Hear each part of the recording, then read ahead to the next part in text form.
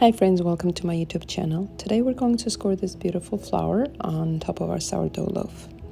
I have the dough itself that I've taken out of the fridge. It's cold, it'll be easier to score. I have a brush, I need two round shaped pastry cutters, and I'll need a toothpick and sharp razor edge lamp.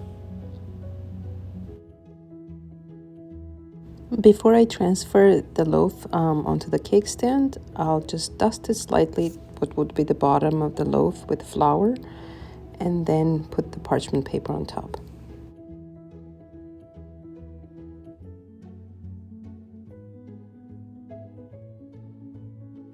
Good. You can see that the towel has left its mark. I'm going to spray a little bit of water on the loaf itself and then dust the flour. Wipe the excess off. I'm using the pastry cutters to mark the center of that flour and the outer edges of the flour itself.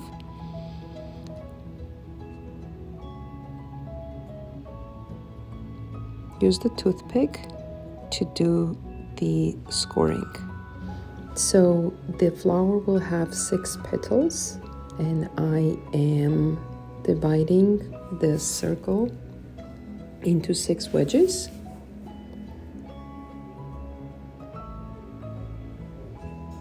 Six equal wedges.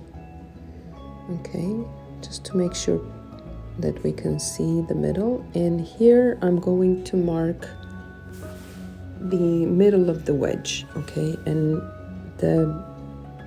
these lines will end where the small circle is. So as you can see, in order to score the leaves, using the pastry cutters allows us to be more proportional and know where each petal begins and each one ends. As you can see, I am scoring the leaves around the first initial 6 wedges, okay? And when I'm scoring, I'm not actually going a smooth straight line. I'm dragging the razor so that it, oops, oh, that was too close. Oh, it's going to burst open during baking.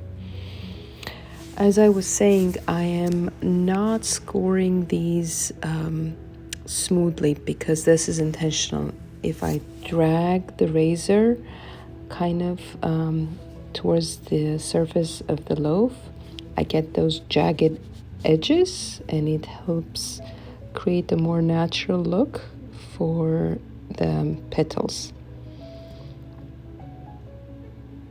So the first initial 6 score marks are the centers of the leaves, and those halfway marks are marking the boundaries between the leaves themselves.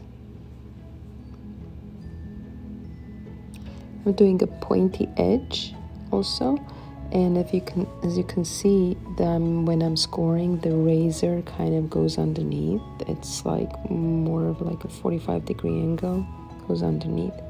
I'm wiping the marks for the small pastry cutter made because I don't need that center anymore, and I don't want it to show.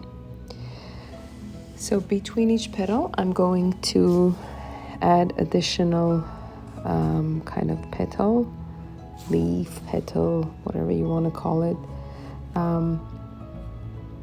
Again, using the toothpick for the outline helps us. It just keeps everything straight and proportional.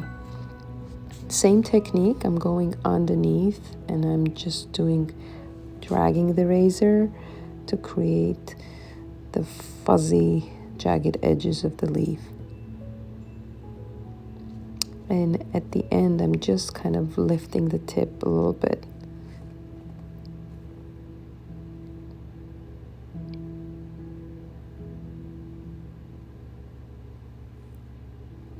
So when the loaf bakes, you'll see that it expands. Obviously, the steam inside is going to expand, and what you will see is you'll see the outline of the leaves and petals that we scored, but also as it expands, it will create like a wider frame for each petal. It will look as if that expanded dough itself is another petal, but it's like a nice, beautiful frame for the initial scores. Okay, and 2 more to go.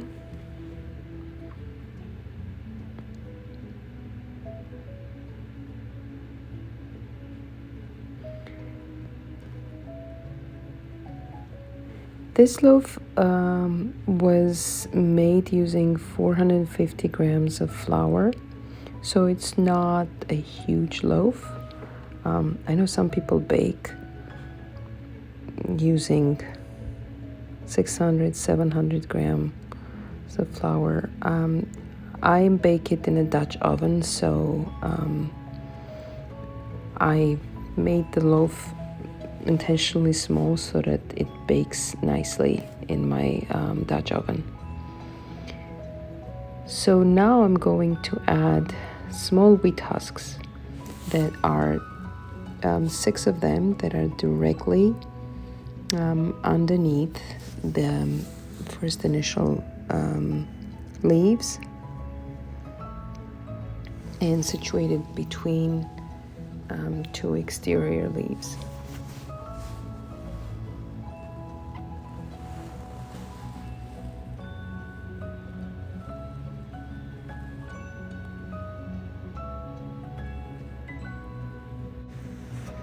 I think I'll add a few more veins on the leaves and make the edges look a little more jagged.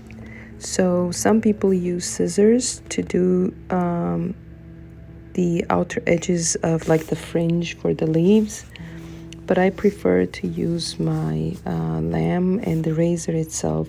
If you score from outside in, you can get the same effect. Just do like short, brisk cuts.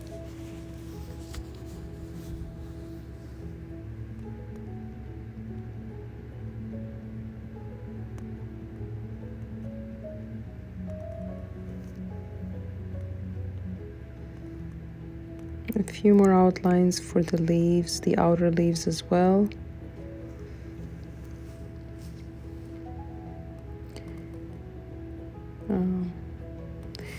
And what I'm going to do, as I said, I'm baking in a Dutch oven, and the first 20 to 25 minutes, it's always with the lid on.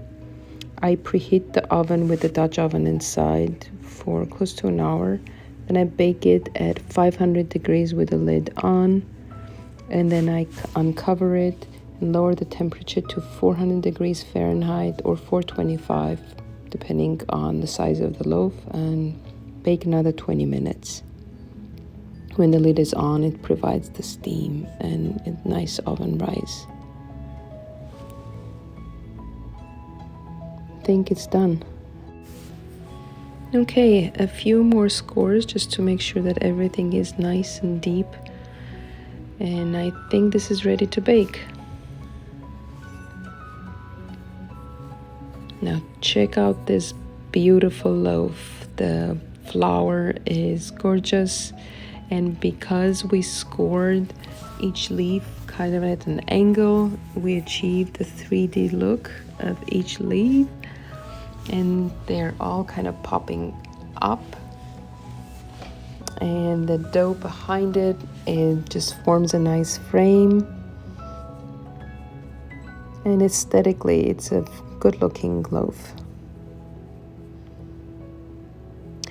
I hope you enjoyed watching this video and you liked this tutorial. I know I loved making it for you.